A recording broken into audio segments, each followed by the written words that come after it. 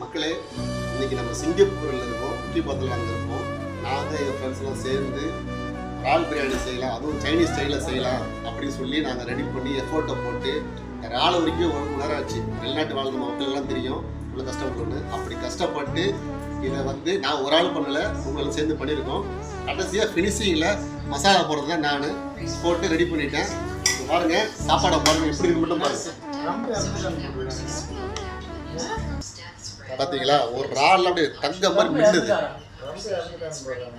எப்படி இருக்குன்னு மட்டும் பாருங்க. அல்டிமேட்டாக சமைச்சிருக்கோம், ட்ரை பண்ணுங்க.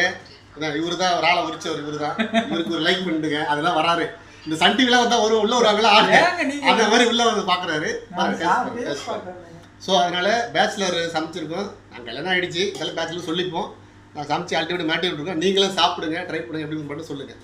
நன்றி, வணக்கம்.